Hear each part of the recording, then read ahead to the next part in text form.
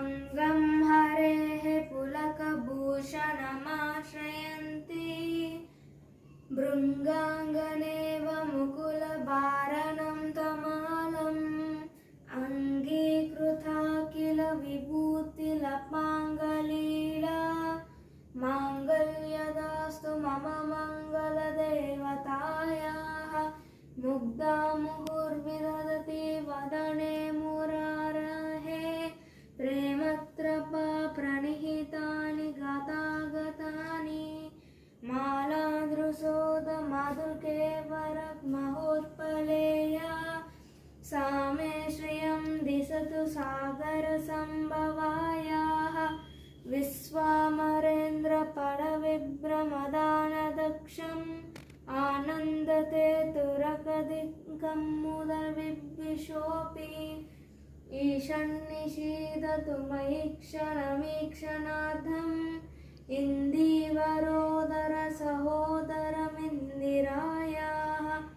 आमीलिताक्षमधिगम्य मुदा मुक्तं कुन्दम् आनन्दकन्दमनिमेषणमङ्गतन्त्रम् आखेरस्थितकणिकपक्ष्मनेत्रं भूते भवेन्मम भुजङ्गशयानगायाः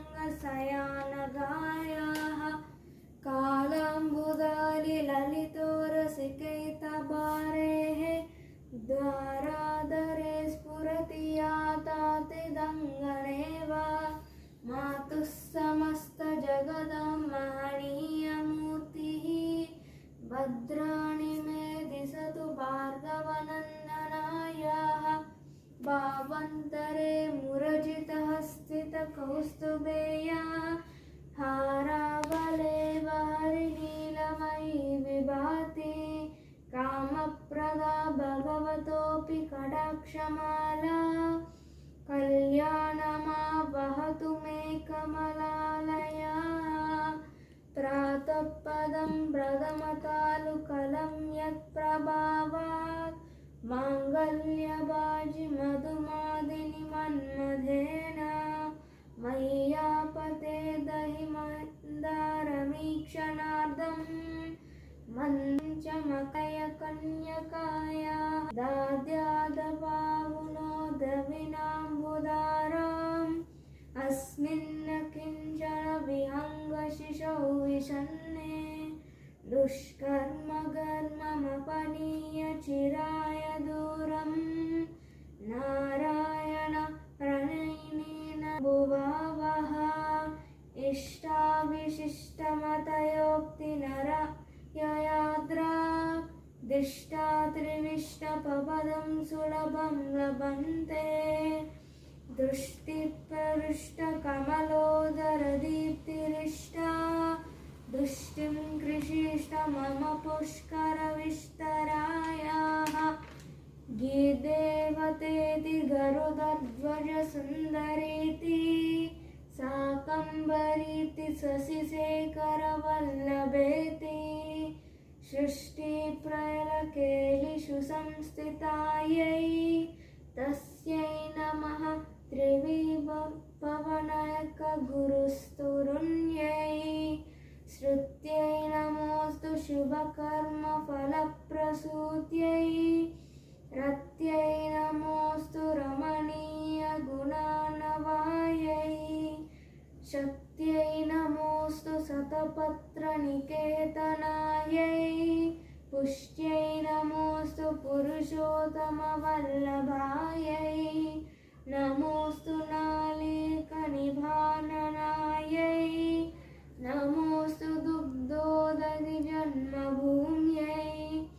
नमोऽस्तु सोम्रामृतसोदरायै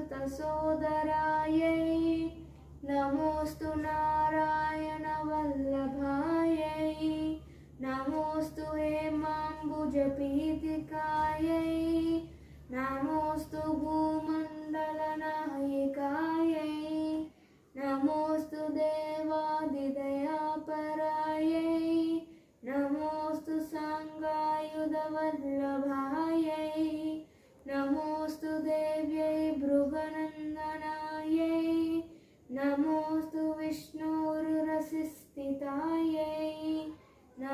नमोऽस्तु लक्ष्मी कमलालयायै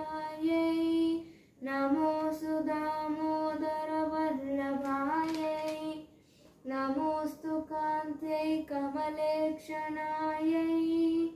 नमोऽस्तु भूत्यै भुवनप्रसूत्यै नमोऽस्तु देवादिपिरर्चितायै नमोऽस्तु नन्दात्मजवल्लभायै सम्पत्कराणि सकलेन्द्रियनन्दनानि साम्राज्यदाननिरातनि सनोरुहाक्षि त्वागन्मदन्नि दुरितोदरनोद्यतानि मामेव मातृनिधि संकलयन्तु नान्यै यत्कटाक्षसमुपासना विरिहि सेवकस्य सकलाद्सम्पदः सन्तनोति वचनागमानसैः त्वां मुरारिहृदयेश्वरीं भजे सरसिजयनयने सरोजहस्ते धवलतरां शुकगन्धमाल्यशोभे भगवति हरिवल्लभे मनोज्ञे त्रिभुवनभूतिकरि प्रसीद मह्यम् दिग्गस्तिभिः कनककुम्भमुखावसृष्टा स्वर्वाहिनी विमलचारुजलापुताग्निं प्रतर्नमामि जगदां जननीम्